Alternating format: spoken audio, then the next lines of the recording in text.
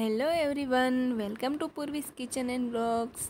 स्वागत है आपका हमारे चैनल में। तो आज हम जा रहे हैं सिरोही में स्थित सारणेश्वर महादेव जी मंदिर के दर्शन के लिए।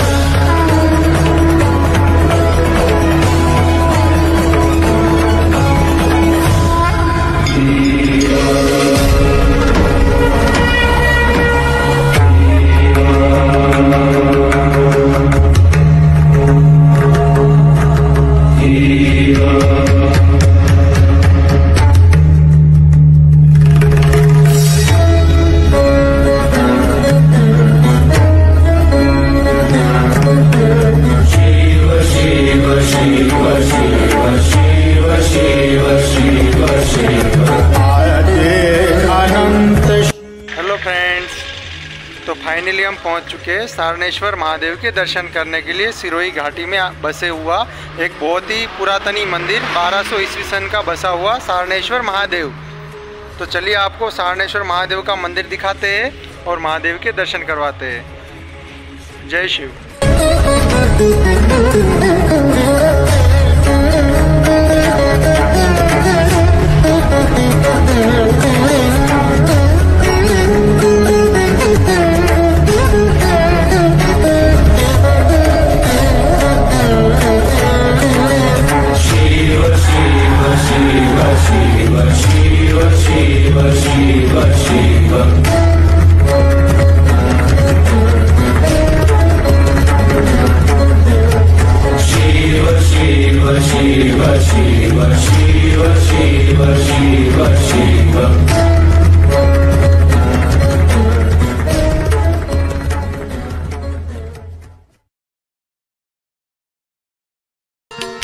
वन मारे महादेव नो तेनो शंखनो नगाड़े जय नारी। वन मारे महादेव नो तेनो शंखनो नगाड़े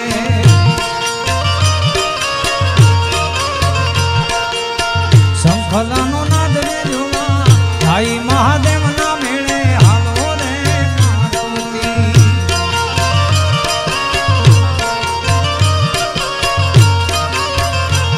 एवो शंखलानो नाद रे जुमा भाई महादेव ना मेळे हालो रे पार्वती।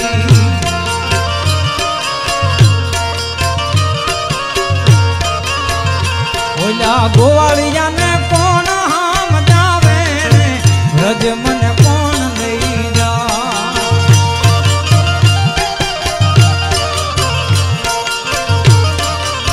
हे ओला गोवाळिया ने कोण हाम जावे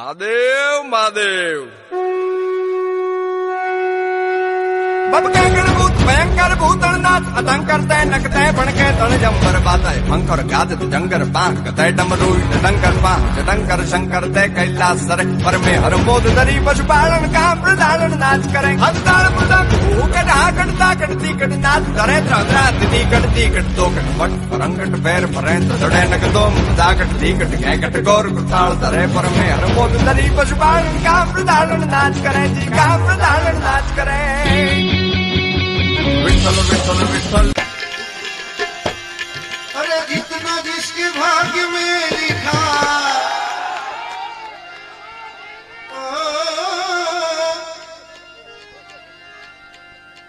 जितना जिसके भाग्य में लिखा वो उतना ही पाता है मेरे भोले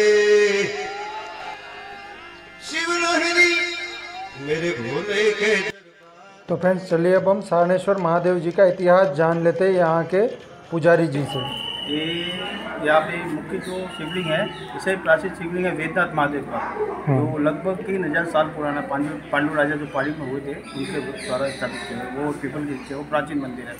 उसके बाद 1298 में अलाउद्दीन खिलजी सोमनाथ के मंदिर में जो अटैक करता है, उसके बाद ये बीच में सोमनाथ से रास्ते में आता है सिद्धपुर, वहाँ पे शिवलिंग का बहुत बड़ा 7 मंदिर का मंदिर था, वो रुद्र महल मंदिर के नाम से जाना होता है।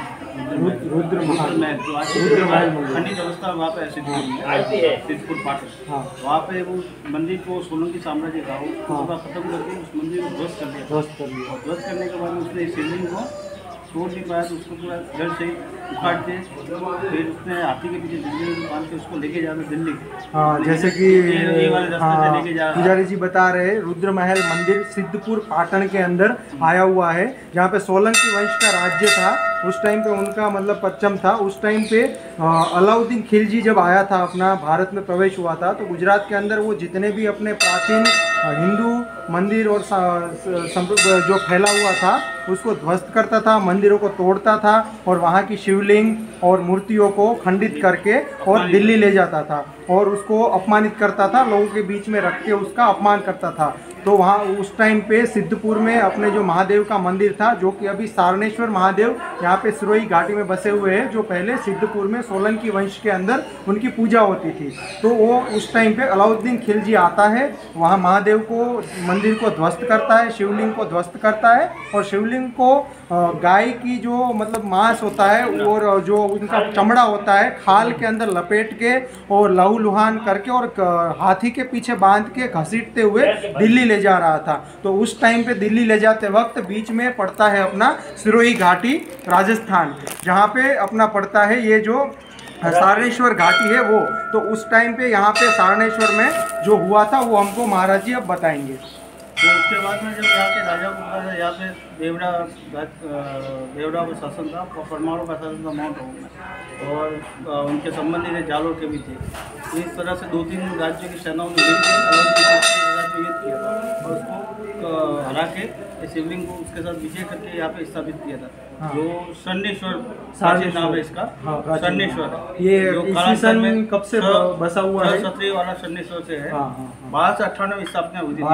1298 में इस शिवलिंग की मंदिर की को मध्य रात्रि में इसकी स्थापना की थी। हाँ, 1298 में दीपावली की मध्य रात्रि को अमावस्या के दिन इस मंदिर की स्थापना हुई थी।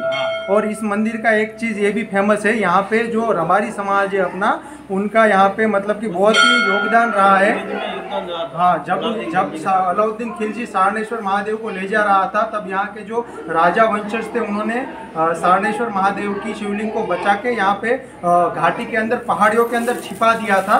और अलाउद्दीन खिलजी दिल्ली जाके फिर से रिटर्न आता है और इस मंदिर की शिवलिंग जो है उसको ध्वस्त करके ले जाने के लिए पूरा कोशिश करता है। जब उस टाइम पे अपना जो 98 में 98 में जब अपना जो रबारी समाज है, जो कि यहाँ पे बहुत ही बड़ी तादाद में बड़ा समुदाय है जो इस घाटी के आसपास में रहता था, वो पेड़ों के पीछे छिप जाता है और पेड़ों के पीछे छिप के जो अपना गुलेर आती है जिसको हम लंगर बोलते हैं, उसके द्वारा पत्थर का परचम करके और पथराव करके अलाउद्दीन खिलजी की जो सेना थी, बड़ी सेना, उसको पूरा ध्वस्त कर देता है और महादेव के मंदिर की रक्षा करता है, महादेव की शिवलिंग की रक्षा करता है। तो उसी टाइम से जो जो अपनी देव उठनी एकादशी होती है।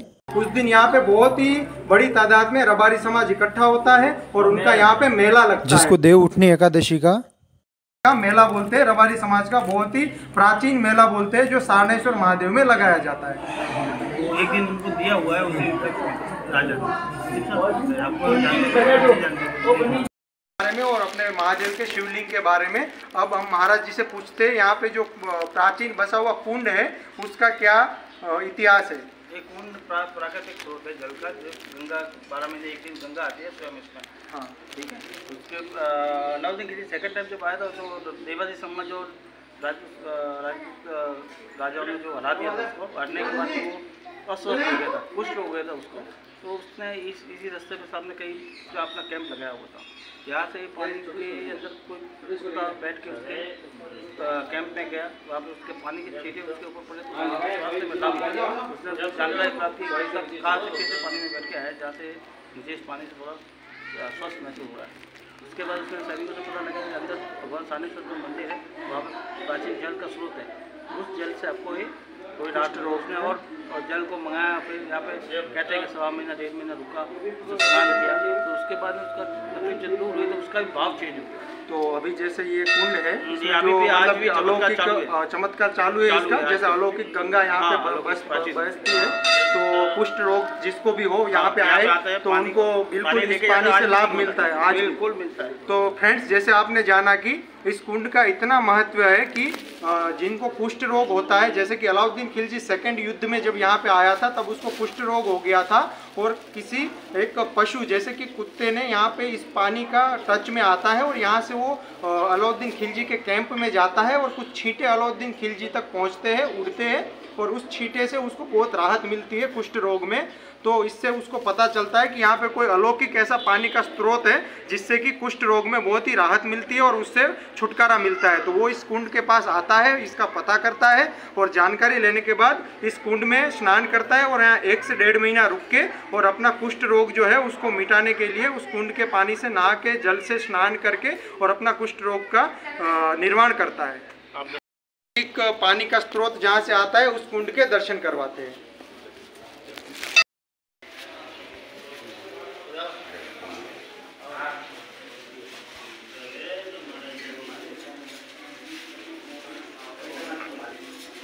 तो फ्रेंड्स, यहाँ पे आप देख रहे हैं ये जो पानी का बहाव आ रहा है पर्टिकुलर इस जगह से, इसका कोई भी स्रोत कहाँ से आ रहा है, अलौकिक तरीके से आ रहा है और इसको गंगा माता का स्वरूप माना जाता है। किसी को भी कुष्ठ रोग है, जैसे कि कुष्ठ रोग को हम कहते हैं, कुष्ठ रोग को हम कोढ़ भी कहते हैं, जिनको कोढ़ की बीमारी होती है, कोढ़ निकलता है, उसको हम कुष्ठ रोग कहते हैं।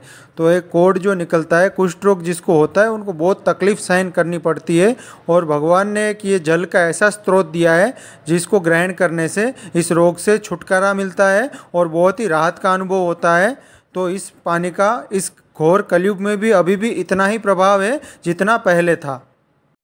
और अगर आज भी कोई कुष्ठ रोग से पीड़ित है तो वो सारनेश्वर महादेव के दर्शन करने आए और इस अलौकिक जल के स्रोत को ग्रहण करे। शंकन कंकन दीश निवासन शासन आसन ईश निराल त्रिकाल त्रिकाल नरेश आदेश आदेश आदेश आदेश कृपाल कुपाल कुपाल कृष्ण वडाल श्रृंगार छत्राल किशन मृणाल पूजाल विशाल मुनेश आदेश आदेश आदेश आदेश अपार अपार अच्छे अलो अतार अब्रम अनेक अलो निरागन रागन वपन वेश। तो फ्रेंड्स, आपको जो है नदी के किनारे छोटे छोटे मंदिर और समाधियाँ दिख रही है, वो अलाउद्दीन खिलजी के सामने जब महादेव के लिए युद्ध हुआ था और सारनेश्वर महादेव के लिए जो युद्ध में शहीद हुए थे उन लोग के समाधि स्थल है। हाँ तो थोड़ी पांजरा वाला हाँ कर लेती बाग झूठा बाग बोली काम राम पिया हाथ बाग झूठा सिंह प्रभु जाड़ा पशु का पिता हर आसमान के न पता जब दाग काला फाला देख वाला पल्ले काला भेर जगह फाड़ वाला रंगा काला रंग काला पूर फजाला गुटेला माहे वादड़ा आगो हेल फजाला गुटेला माहे वादड़ा रंगोर फल फड़ काले बट्टू फड़ बागा रण तुर ठिकाना जड़ की खड़ी छण की ठाकरा खड़ी धण की जरदा ताक उठिया दुधार धण की सिद्धवारा भी धण की मुठिया रोगा धण की मामले पूरा कर मार मार गाने हनुमत तो गंगा डाला दे मखाना भेरी हंदा वाला काला थोड़ी अब थोड़ दिया राम राम लूट वाने पड़े धाड़ा मारी धम रोली वाड़ा तेरा ये तुम्हें गा मामा तेरा ये तुम्हें तड़ी का पताल से तड़ी का लगी है तक बड़ी का कोरंबा पिट तड़ी का मेर तड़ी का दुकान से रुतिए सुहानी मन को लुभाए मस्त पवन जहां सरगम सुनाए